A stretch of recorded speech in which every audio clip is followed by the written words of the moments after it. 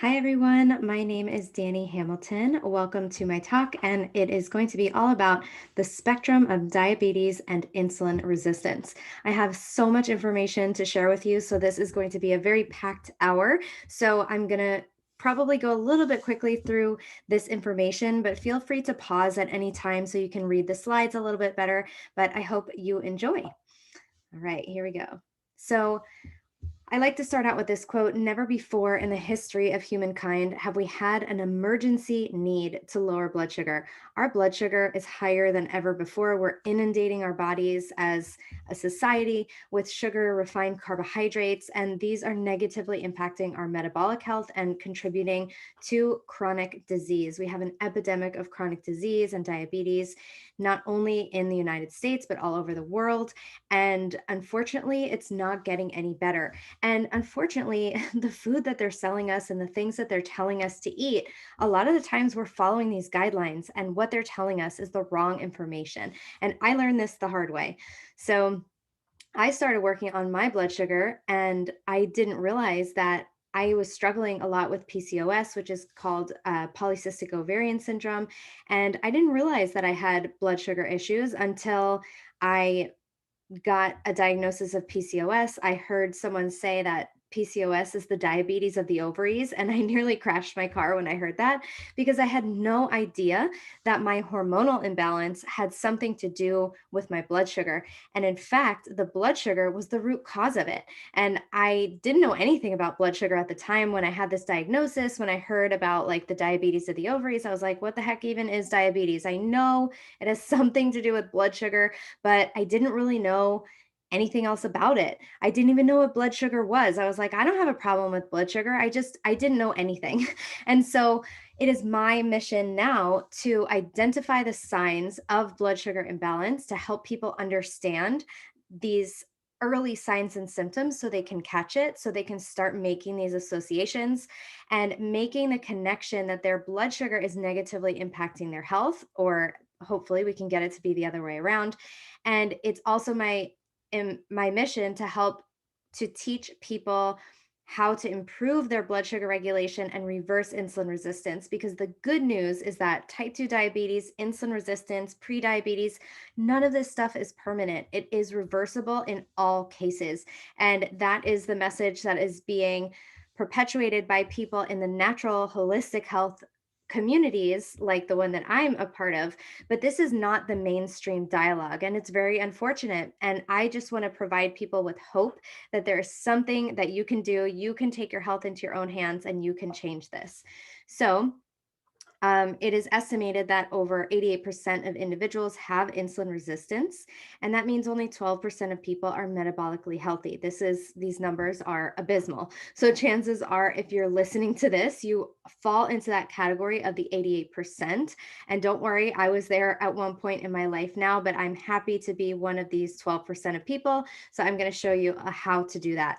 So first, a little bit more about my story. I was sicker than the average kid, and it got worse as I got older. I had colds, eczema, ear infections, strep throat, tons of rounds of antibiotics, got my tonsils removed. After that, I developed allergies, asthma, chronic sinus infections, candida infections. I had multiple prescription medications. I had two inhalers, and I had to give myself 5 allergy shots in the stomach every other day because I was so allergic to everything. I lived in Miami at the time, and I was even allergic to palm trees. Like, it felt like a cruel joke. So it was really a nightmare. I was in and out of doctor's offices all the time. I was in my early 20s, and no one could tell me why this was happening to me. And I just sort of played it off to genetics. And I was like, oh, my grandma developed allergies later in life. This just must be what's going to happen to me. But it still just didn't sit well with me. So I was working in a nursing home at the time, and I saw all this sickness around me, all these clients, all these patients of the nursing home, excuse me, had zillions of diagnoses and even more prescriptions for every one of these diagnoses. It was just crazy. And I was like, I do not want this to be my future. There has to be a different answer because this is insane. I was like, I believe that, cave people didn't have glasses and braces and all these medications and all this stuff. Like, what is missing? What is happening now that we're so sick? And so I found the paleo diet, which is a real food diet. So it involves taking out processed foods. And this was life changing for me. I started healing and I reversed every single one of my chronic health conditions. And I was just so amazed at the body's ability to heal itself. I didn't have to take any more medications. I didn't have to do the shots anymore, no more inhalers, never took another allergy pill in my life. And I was just shocked, but the body is this incredible self-healing machine. And so I was doing really well on paleo. I had a really stressful year. And then all of a sudden, my hormones went haywire and I started gaining weight. I had really bad acne, worse than when I was a teenager. And I stopped getting my menstrual cycle. And I was diagnosed with PCOS, as I was talking about earlier, and also adrenal fatigue. And I just could not figure out how to get well. And I felt like I tried everything until I learned that my blood sugar was at the root of it all. And so I finally addressed my blood sugar, and wouldn't you know, my PCOS went away. So I learned, like I said earlier, that insulin resistance is the root cause of PCOS. And I was like, wait, I have an issue with my blood sugar. I was just trying to balance my hormones over here. What do these have to do with each other? And so this talk is not going to be specifically about PCOS, but it's going to be about what is sort of at the root of it. So if you know anyone with PCOS, this is a great presentation to send to them. If you don't have PCOS and that doesn't apply, it doesn't matter because there's so many other things that insulin resistance can cause. This was just my presentation of it. And so I just wanted to point out that I was trying really hard to balance these hormones up here, but what I failed to realize is that all these hormones down here, this is where we need to start doing the work. So, oxytocin is that anti stress hormone. If we hug someone, if we hold a baby, if we pet a cat, that is the hormone that gets released. And this helps us to feel calm. It helps us to feel good and safe. And also our circadian rhythm. Sleep is essential. It is one of the most important things. If you don't sleep, it's going to mess up your blood sugar. If you have messed up blood sugar, it's going to affect your sleep. So that's why we need to sort of start at these bottom two rungs of this pyramid.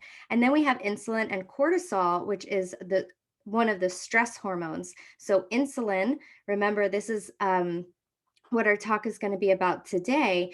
And insulin is very closely associated with blood sugar. So you can see that at the root of these issues with our sex hormones, we very likely are experiencing issues with cortisol dysregulation and insulin issues. So insulin is going to be the hormone that we're going to talk about today. And it's important to realize this as well, that all hormones affect each other. So just keep that fact in mind when we are going through today's presentation. All right, so let's take a closer look at sugar consumption. Sugar consumption has increased drastically over the last 100 years. And as you can see, 100 years ago, people were only having about 3 teaspoons a day. And the last time we have data available is 2005. I think this may have leveled off or even decreased a tiny bit, but 61 teaspoons a day of sugar is just crazy. It's a lot. And the thing is that I'm certainly not having the 61 teaspoons of sugar per day. Maybe in the past I was, but some people are just having so much more than other people, right? This is an average. So some people are having less, but a lot of people are having a lot more than those 61 teaspoons a day. And this is, again, I just want to say that it's no fault of anyone's. This is the food that they're telling us to eat. This is the food that they're selling. This food is so hyper palatable. They have people working in these factories to get these ratios of salt, fat, and sugar right so that these foods are hyper palatable, so that they're addictive. They do it on purpose. So if you are looking at this and being like, I don't want to be one of those statistics, I feel bad about myself, like, why can't I stop doing this? You're just unfortunately a victim of what they're trying to do. That is exactly what they're trying to get you to do with these foods. It's extremely hard to say no to these foods and to stop once you've had one. So if this is you, please don't be beating yourself up over this. it's just a symptom of the whole sort of issue at large. And this is why I'm giving you this information to help you try to make better informed choices and teach you how to really avoid the stuff that's going to cause a lot of damage. So it's important to remember that sugar is everywhere. It's hiding in over 74% of packaged foods. And they also preached a low fat diet for years. Remember the food pyramid? They had the fat all the way at the top, and at the bottom were all these grains. So remember, we were doing what they told us to do. And look, we all got sicker and fatter than ever before. When we took out these nourishing healthy fats from our diet, of course, you have to replace them with something. We didn't replace them with protein, we replaced them with sugar and carbohydrates. If you take the fat out of food, it tastes disgusting. So they have to add in sugar to make it taste better. And we also, importantly, to remember, we replace these healthy animal based saturated fats with toxic vegetable oils. And we'll get into that a little bit later. And what happened is this led to alarming amounts of diabetes and obesity. Type 2 diabetes has now become an epidemic and is even being seen in young children. If you remember back in the day, type 2 diabetes was called adult onset diabetes. They no longer call it that because for a lot of people, the onset is not in adulthood, it's in childhood, which is extra alarming. Diabetes is silent, but it doesn't happen overnight. It takes decades to develop, but it all starts with blood sugar dysregulation. It's not like one day you just wake up and you're diabetic. This has been an issue. You'll see in a second, it's this range, and then all of a sudden once your fasting blood sugar gets to a certain number, then they label it. But this whole disease process has been happening during all these years prior to a diagnosis. And the dysregulated blood sugar is extremely common, but the problem is that people don't even know, like myself. Remember, I told you I had no idea what any of the symptoms of diabetes were except for something about blood sugar, maybe something about amputations. That's all I knew. And so if me as an average person before I got into nutrition didn't know anything about diabetes, I certainly didn't know anything about what it felt like to have mild blood sugar dysregulation. So this is the information that I really want to get out to people so they can start to identify this early, because the earlier you work on this, the easier it is to reverse and the better you're going to feel right away. When you have type 2 diabetes, it is possible to reverse it, but the longer it goes, the harder it is to reverse. So it's important to know that blood sugar affects how we feel at every single moment of the day, and it also has long-term impacts on our health. So here is the diabetes spectrum, but it's really the insulin resistance spectrum. So we talk about a lot of things from a blood sugar standpoint, but the problem is that we can't measure insulin. So we measure blood sugar, we have glucose monitors, we have continuous glucose monitors, we get our fasting glucose tested, we get A1C tested, which is an average of glucose, but nobody's looking at insulin. And if we were to look at insulin, we would realize that diabetes is just a manifestation of insulin resistance. So the worse the insulin resistance gets, the worse the blood sugar gets.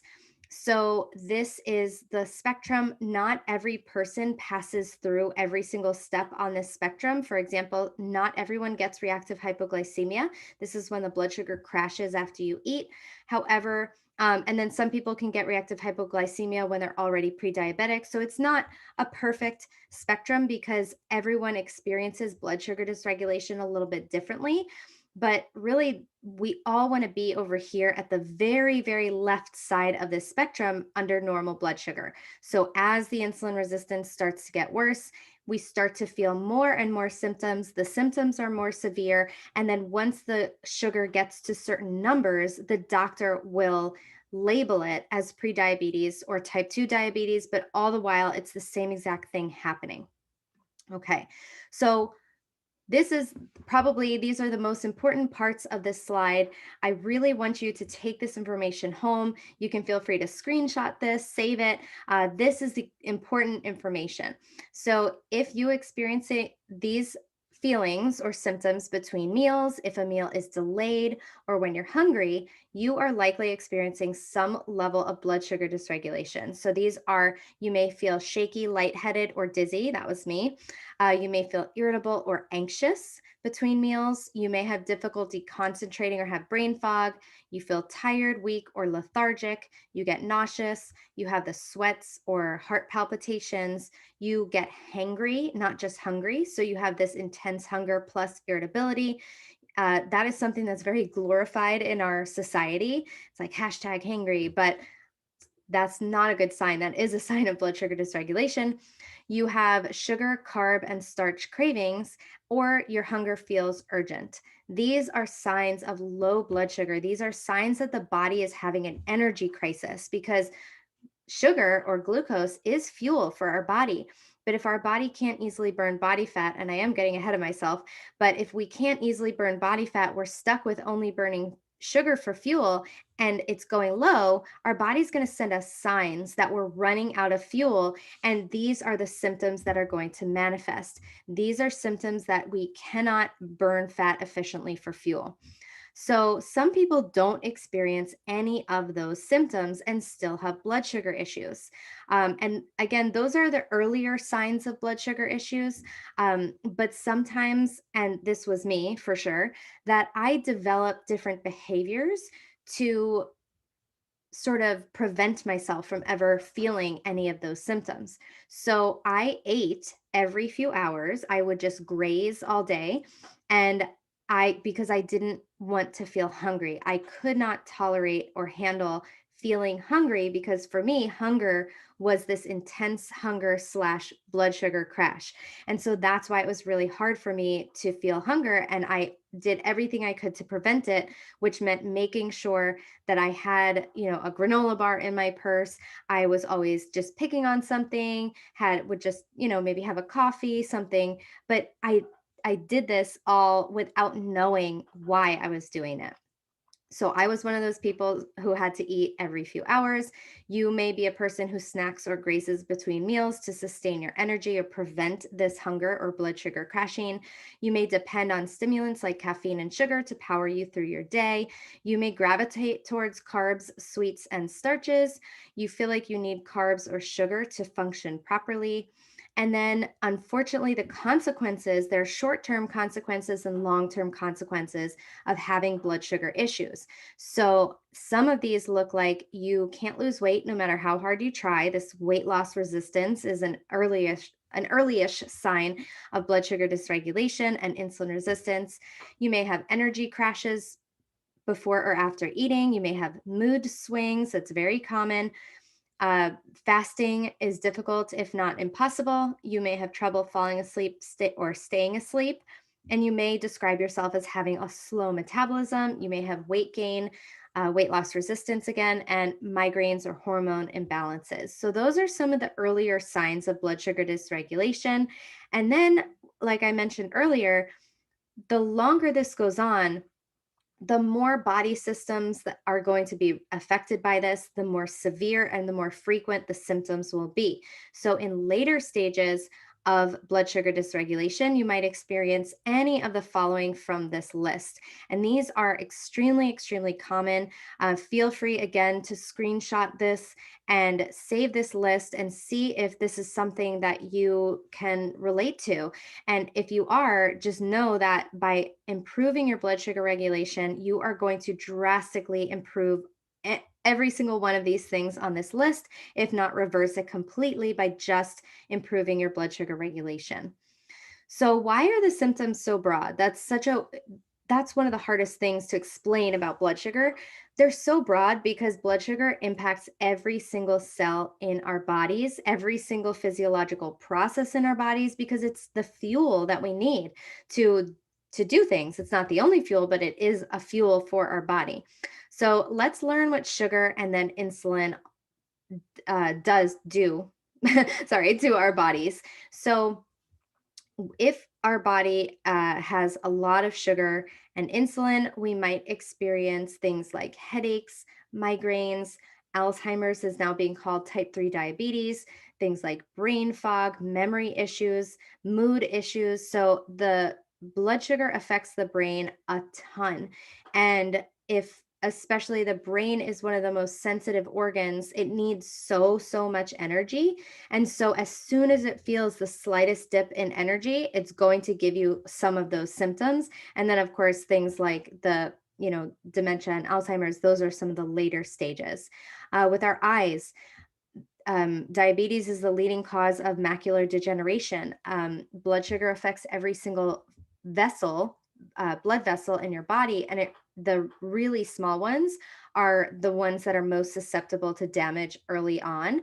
And so we see that the eyes have some of the smallest blood vessels in the body, along with the kidneys. And that's why you can see a lot of damage with our eyesight when it comes to having high levels of blood sugar for a prolonged period of time.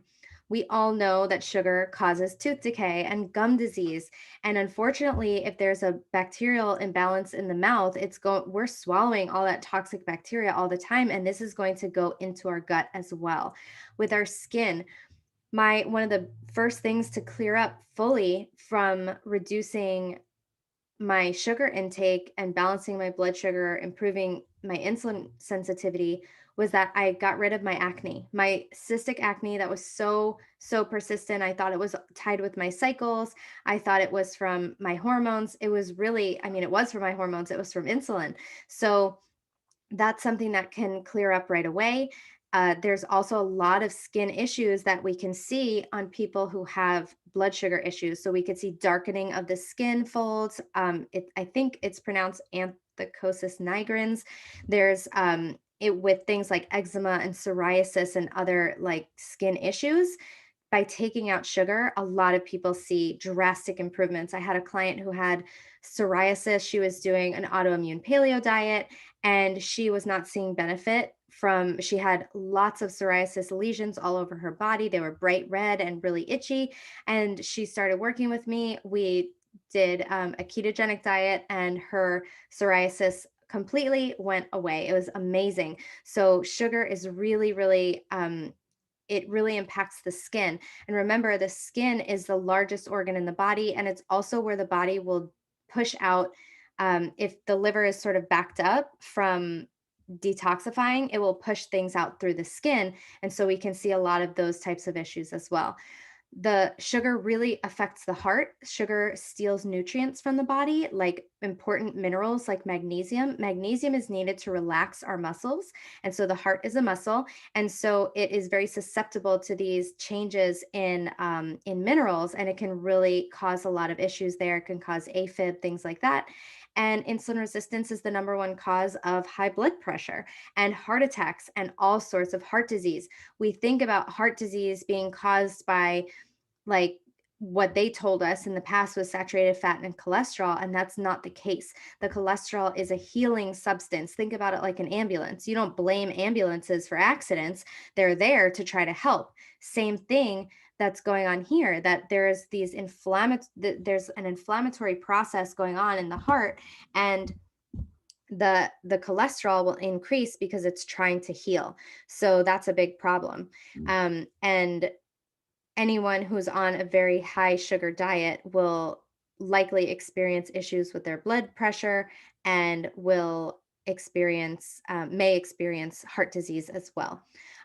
It Sugar affects our liver big time. A lot of people get fatty liver disease. It blocks our body from doing its job of detoxification, and we can see all sorts of just issues with the liver functioning properly, and it is responsible for like 800 processes in the body, something like that.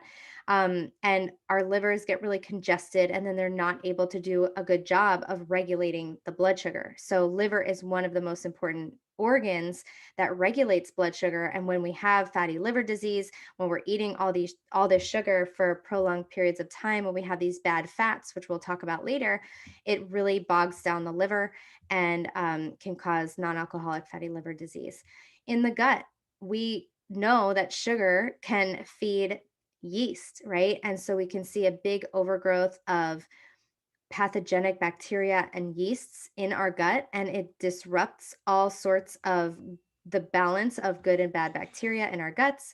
Our pancreas Our pancreas is responsible for creating insulin, but it's also a digestive organ. And so we can see our pancreas sort of burn out when it comes to having to produce so much insulin over time. And this is also going to negatively impact our digestion as well. Our adrenals give us energy and those stress hormones to sort of keep us going throughout the day. The adrenals are really important for regulating our blood sugar, but when they are having to sort of save us in an emergency all the time, they get really drained and they start to function, they just don't have enough um like nutrients, and they're just exhausted from constantly having to pump out cortisol and epinephrine to bump our blood sugar back up. And we can see a lot of adrenal dysfunction, a lot of what used to be called adrenal fatigue. And basically, this just means that you're going to feel really tired. It's going to lower your immunity. It can make your joints go out of whack. It so many issues from adrenal fatigue, and the main one is going to be hormonal issues and low energy. And then kidneys, as I mentioned, the number one cause of kidney replacements and kidney disease is diabetes. And then in both men and women, high blood sugar levels affect fertility. So high insulin levels are going to increase testosterone in women, it increases estrogen in men, and we can see that PCOS is the leading cause of infertility in women, and we know that this is caused by high insulin levels. So I could go on. This was just brief, but again, sugar and insulin affect every single cell of our body. It affects every system, every organ, every process, and it can be a huge, huge issue. So let's talk about how insulin relates to blood sugar. So they go hand in hand. And basically, our body likes to have about 1 teaspoon or 4 grams of sugar in circulation in our body at all times. Remember, that's a very small amount of sugar. So, this sugar is fast fuel for the body. It likes to have this happy Goldilocks position. Whenever we eat, the sugar gets digested and goes into our bloodstream, and then so our blood sugar will increase. In a person without type 1 diabetes, the pancreas will sense the rise in blood sugar and secrete a hormone called insulin. Insulin's job is to help to escort the glucose into the cells of the body to use for energy production or for storage as body fat, which is just stored energy. So it's okay to put on body fat because it's body fat is stored energy that we're supposed to be able to use for later. So insulin is essentially like a key, as we could see over here, that opens up the cell of the body and escorts the glucose and other nutrients inside. And then it's important to note that every single cell has receptor sites for insulin. So, wait, we thought insulin was good, right?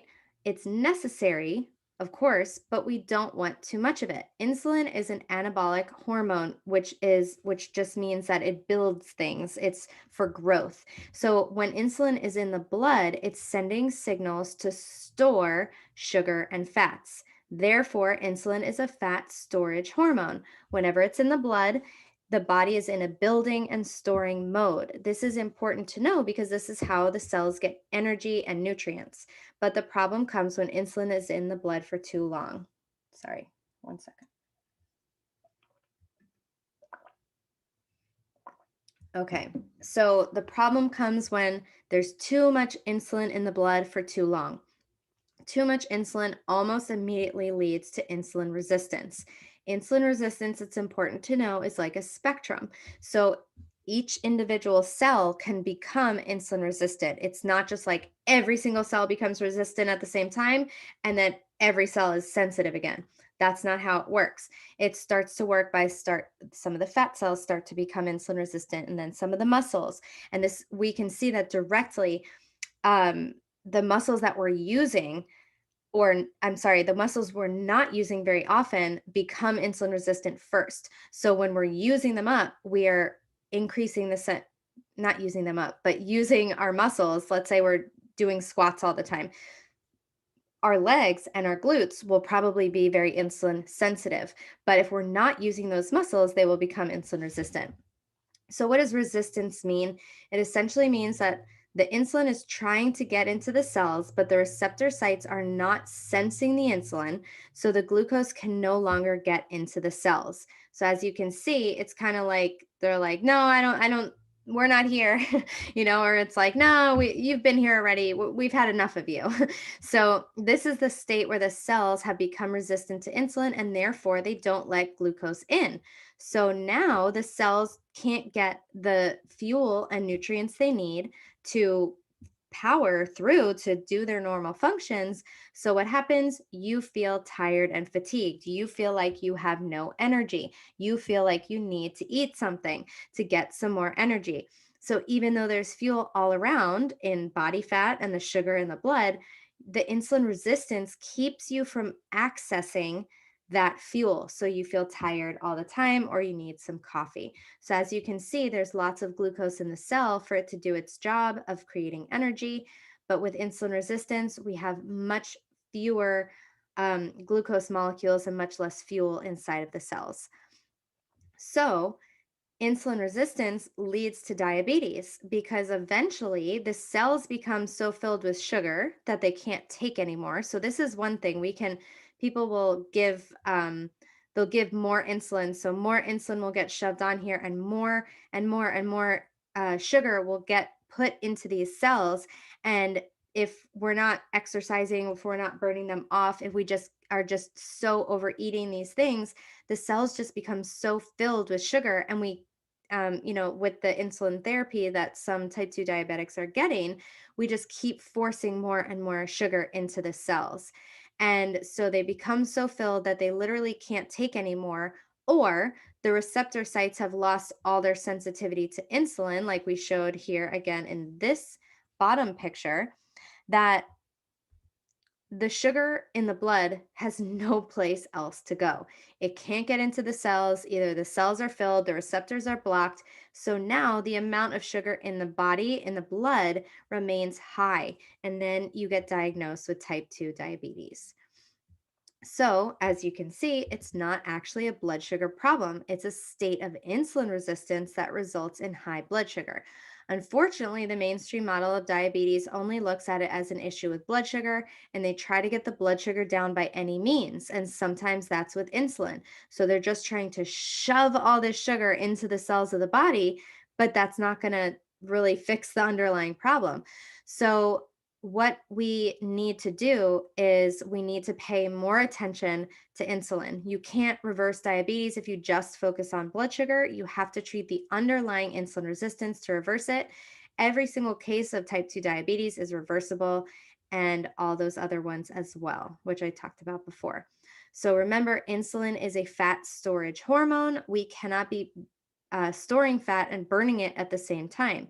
So when insulin is high, fat burning is off. When insulin goes low, fat burning can turn on. Insulin resistance blocks the nutrients and energy from getting into the cells, leaving you tired and fatigued, which makes you less likely to want to even be active or cook a healthy meal from scratch. And at the same time, it blocks fat burning, so you can't use your own body fat for fuel. So you can see how this could start to be an issue that's compounding itself. So, the body wasn't meant to use sugar as a primary fuel source. The body can only store up to 2,000 calories of sugar as glycogen in our liver and our muscles, but the body can store virtually unlimited amounts of fat. And a healthy metabolism will use body fat to sustain energy all day long, so you don't need to rely on food to keep your energy up. When your metabolism is healthy, you have plenty of energy all day long, even if you don't have the time to eat. You don't need to snack when you can burn your body fat. You don't need beverages to keep you focused. When your metabolism is healthy, your body naturally stays at a healthy weight because your body fat provides you with energy that makes you enjoy staying active. All right. So for this slide, I'm just going to read it. So you can pause it here and I'm going to skip to the next one and I'm going to give myself a break with water. A lot of chatting, a lot of talking, no breaks. So again, we want to make our metabolisms flexible. We don't need them to be fast. We want them to be flexible and efficient. And to do this, we need to lower insulin and not add any more to the system. And we want to use up the insulin that's there. Much of this is achieved through balancing our blood sugar. But what the heck does balanced blood sugar look like? What does that mean? So it means that our blood sugar levels stay within a tight range and that we do not have these huge spikes or dips throughout the day. We want to think about having these little tiny rolling hills and not a mountain range. So, as you can see over here on the left, this person is struggling. Big spike and a crash, and a big spike and a crash, and a spike and a crash, and a spike and a crash, and a spike and a crash, and little ones, and then a big spike and a crash, and a big crash overnight. So, this person probably woke up and their heart was pounding and they were having sweats. These are all issues of blood sugar dysregulation. And as you can see, this person's blood sugar is getting really high. So this is, I think the 12 is approximately about 150 milligrams per deciliter. This is a really, really high range. And this one is my blood sugar, and this is very tightly controlled, and this is optimal glycemic control. It does not have any defined spikes or crashes, and I felt great and energized all day long. So again, we don't want these spikes at every meal and snack because these spikes are what is going to lead to these negative symptoms in the short and long term. Because every time the glucose spikes up, what happens? We get that invisible spike of insulin. The insulin is what pushes the sugar down. That's what's putting it down because it's putting it into the cells. Now it's not in the blood anymore, so the number in the blood is going to go lower. So that's what we want to avoid. The blood sugar roller coaster is a concept I talk about a lot. And this is that every time we raise our blood sugar slightly, every time we eat, we raise our blood sugar slightly. The more carbs we eat and the more often we eat, the more spikes we'll have and the higher these spikes will be.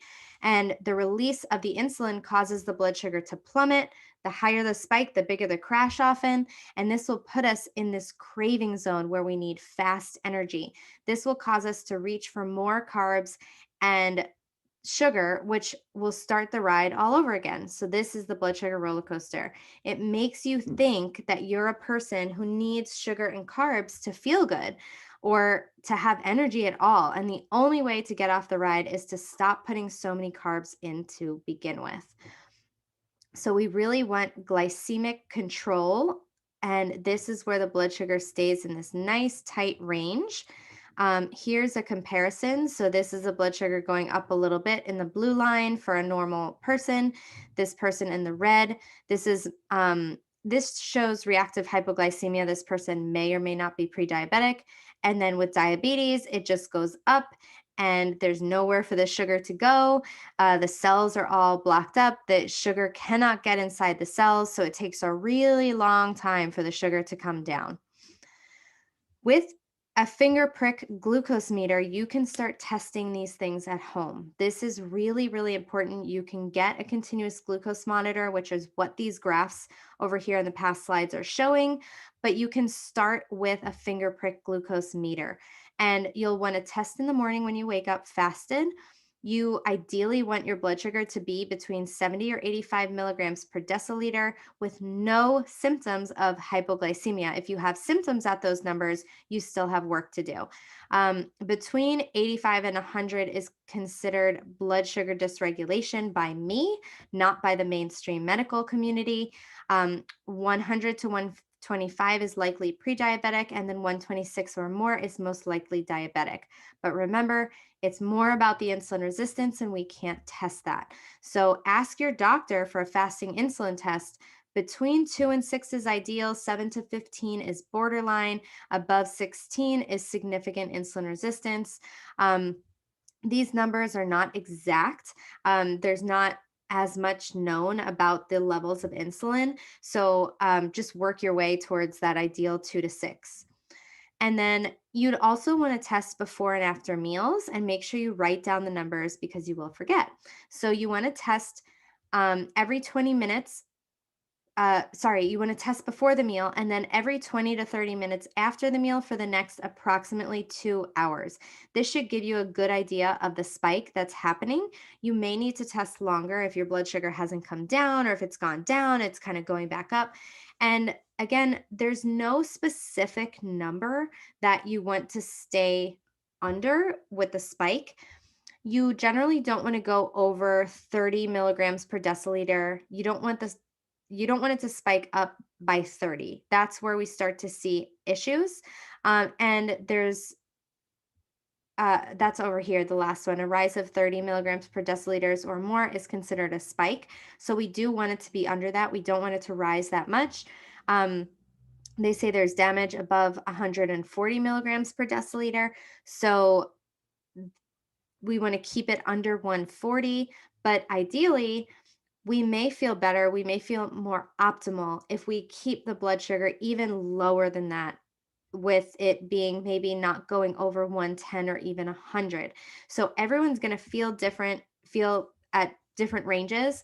And so starting where you don't want it to go over 140 is a good start, but ideally we want to get it down to not spiking really at all. And so maybe not going over 100 or 110 at a meal. Some people, their fasting blood sugar is not even this low. Some people could feel symptoms of hypoglycemia with their blood sugar this low. So there's all different options. If any of that is you, just keep tracking and keep doing the work, because hopefully you should see it come down. All right. So I get it. I need to balance my blood sugar, but how do I do it? So number one, we need to stop having these spikes. And you can do this by eliminating refined flours and sugars, but basically processed food. So refined flour is anything with flour. So that's bread, pasta, donuts, cookies, croissants, everything like that. Number two, we want to avoid added sugars and artificial sugars. So don't add sugar to things. Don't be baking things. These are the things that we need to get out of our diet. It's hard at first, but it gets easier. You will probably go through a sugar detox if you're starting at these steps. Some people maybe pass this step, but if you're starting here, be prepared for the sugar detox. It will get better. Push through. You're going to feel like garbage for the first 5 to 7 days, or maybe even longer. But it is worth it on the other end for sure. And remember to always look out for hidden sugars and read labels. This is really, really important. So let's talk about label reading for a second. When you flip over a package, everything you buy, you are now a label reader. Every single thing that you buy, that you put in your mouth, I want you to turn it over and read the ingredients. Get in touch with what you're eating. So ideally, a food wouldn't have ingredients, right? Because it is a food and we just know what it is. Beef is beef, it's lettuce is lettuce. But if we have something that's in a package, we don't want something that has a bazillion ingredients. Put it back on the shelf immediately. If you don't have the ingredient in your cabinet or refrigerator at home, put the item away. We don't need to be eating things. People will say, like, don't eat things you can't pronounce. I can pronounce monosodium glutamate, but I don't have it in my cabinet at home. It is a neurotoxin. So just go with rule of thumb. You know what food is, you know what additives are. I will say that sometimes citric acid is impossible to avoid. If you're getting things like olives, or like you get tomato sauce and it has all real food ingredients like extra virgin olive oil and basil and garlic and black pepper and salt and citric acid. You just might not be able to avoid that one. Ideally, non-GMO, because citric acid is often made from GMO corn. So look at the nutrition facts for two things. You want to look at sugar content, should be 0 grams of added sugar, and you want to look at carbs. Carbs are important because some things like rice cakes, for example, have no sugar, but they have 14 grams of carbs, and these will convert immediately to sugar in your mouth, not even in your gut, in your mouth. So that they will spike your blood sugar like crazy.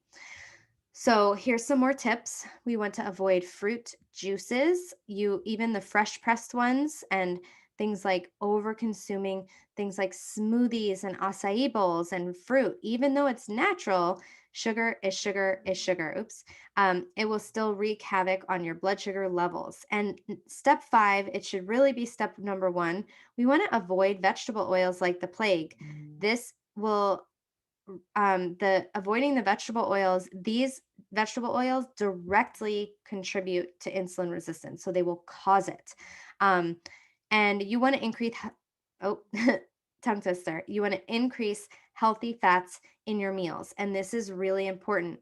I see a ton of people. This is the biggest mistake I see people make when they try to balance their blood sugar. They cut the carbs, they know what carbs are, they lower the carbs, but then they'll have a meal like this: chicken breast, peppers, onions, spices, maybe a little bit of cheese, and some lettuce. What's wrong with that meal? There's hardly any fat in it. If we lower the carbs, we have to increase the fat because that's the other fuel that our body needs to run. And when you're putting fat on your plate, you're going to be like, seriously, I need this much fat? Yes, you seriously do. A little bit of cheese, cooking your food in butter, a drizzle of olive oil, that's not enough individually. We need to do all of those things. So maybe you have the cheese and drizzle with olive oil and extra butter and some avocado. We want 3 to 4 fats per meal. So fat is like a big log in the fire. It burns low and slow, and this will give you that long lasting energy. The carbs are like kindling. They will burn off right away and leave you depleted. So if you have a meal and you feel tired and hungry within an hour and a half of eating it, you didn't have enough fat in that meal. Try to think about getting your fats from these sources. So we want to avoid these. These are the vegetable oils: canola, soybean, sunflower, anything that says vegetable oil, corn oil, cottonseed oil, grapeseed oil, margarine, vegan butters. These are terrible. They're filled with safflower oil is another one. Rice bran oil is another bad one. Um, Peanut oil is a bad one. Avoid these like the plague. In other countries, they call canola rapeseed oil. They try to do that in the US because people don't know what it is. Don't eat these things. Avoid at all costs. You're gonna like throw out half your cabinet, I bet, and all the dressings in your fridge. So we want to focus on these foods. Focus on these fatty foods. Get meats that already have fat in them. I like, if you never ate another piece of chicken breast in your life, you'd be doing yourself a favor. Stop it with the chicken breast. Everyone's eating all this chicken breast. There's no fat in that food. It's pure protein. The body actually can't store all those excess amino acids. And in sensitive people, it can also, that much protein without fat can also spike the blood sugar. So eat fatty meats, including poultry, getting the skin on, eggs with the yolks. Go easy on the nuts and seeds, no more than a handful per day. People can really overdo it on these things. Um, Avocados, olives, capers, coconuts, anything that's made out of these three: avocado oil, mayo, and if you do dairy, heavy cream, cheeses, yogurt, but full fat, always full fat, no low fat. We want all the fat. The fat is what stabilizes the blood sugar. The fat is our friend. The fat will help us. And these are the good fats to include. Extra virgin olive oil is on this list. It is not a vegetable oil. I did not coin the term vegetable oil, but that's what people call it. They're also known as industrial seed oils. Again, I didn't make the word up.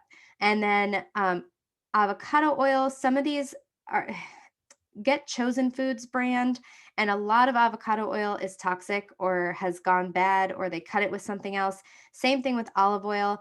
Get the highest quality that you can afford because some of these oils are not so good. The safer things are the ones that are things like coconut oil and then animal fats. You want to cook with fats that are solid at room temperature. And if you can't think of what other fat to have at your meal, just add extra butter. Trust me, you're going to love it. It's delicious. Okay, so here are some hacks to help prevent these dangerous spikes. So this is the goal. We want to keep our blood sugar nice and flat. We don't want these spikes, and here are some tips to do it. Number one, apple cider vinegar before the meal, having it in a little bit of water. It can also improve digestion, so it's a double benefit for the apple cider vinegar. Some people hate it, some people don't tolerate it. That's okay. You can get it in a pill form, but don't get the gummies. They don't work. And don't get one that comes with sugar in the ingredients because it will totally defeat the purpose. Thank you to also Glucose Goddess for these graphs. I got some of these from her Instagram page. She has a lot of these great continuous glucose monitor graphs, so just wanted to shout her out. Number two, going for walks after your meal. I do not suggest that you go for a run after you eat things with carbs in it because as like to sort of erase what happened. It can definitely use up the sugar, but the harmful ingredients are still going to be inside of your body, all that inflammation. So this is just, I don't like the example that it's cake, but going for having your workout right after you eat carbs, that is a way for it to not spike your blood sugar so much because you're using up that energy right away. Another way to get better insulin sensitivity is to eat your meal after a workout. And so I ate, this one was mine, and I ate this meal at night. And then I had it again the next day after I did a hard workout, and my insulin sensitivity was much better. So the other one is save the carbs for last. So here there was potato and then beef. We had a big spike. We mixed it, medium spike, beef, and then potato, even smaller spike. So this is much, much better. This is great. The other one, no naked carbs. A naked carb is where you just have carbs by itself. Oats and fruit, those are both very strong carbs. And instead, having some chicken and eggs, which are protein and fat, having that first and then having the carbs, it works out much better. A lot of people, you're going to have to take out carbs completely. So these are some good stepping stones, but it depends on where you're at. So if you are sort of at the beginning of your journey, try all these hacks. If you've tried these hacks and you're doing something like a ketogenic diet, I'm not suggesting to go ahead and add in carbs because that's not going to help you regulate your blood sugar at this moment. Then we'll say we want to make sure we choose real whole food carbohydrates, not processed. So juice is a process, and drying fruit is a process. Making something into a chip form is processing it. It concentrates the sugar and it spikes you much faster. Number 7, eat a savory breakfast. Look at the difference between an omelet with avocado versus a smoothie. You want to start yourself off on the right foot all day. Number 8, it's good to know that guess what? Complex carbs are still carbs. This brown rice still spikes you almost just as much as the rice. Going grain free is amazingly helpful for improving blood sugar. Candy is still candy. This smart sweets stuff, don't even listen to this. Processed food is garbage for your health and your blood sugar. Don't believe the package. It's just as bad as a cookie. And bread is still a processed carb. So the spring rolls and short ribs on this bun is still causing a giant spike in the blood sugar. And it even has little hills over here. So it's just another reason to break up with grains when you are trying to heal your blood sugar. So again, eliminate grains, reduce legumes. These contain tons of carbs. We want to avoid snacking. Snacking just keeps your blood sugar up all the time.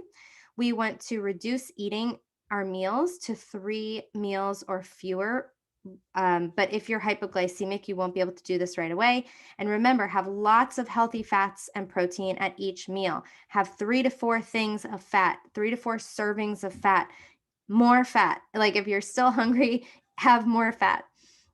So here is a summary, and I had to cut out some of these lifestyle strategies, but these, you can just save these. We want to make sure that you are also looking at this from a broader perspective. Food is a really important first step, but if you want to continue to balance your blood sugar, you're going to need to relax on purpose. You have to get out of that stress state that we're all in all the time. You need to move your body and build muscle. And then once the symptoms of hypoglycemia are gone, then you can attempt to restrict your eating to a certain window, only eat maybe 1, 2, or 3 meals a day.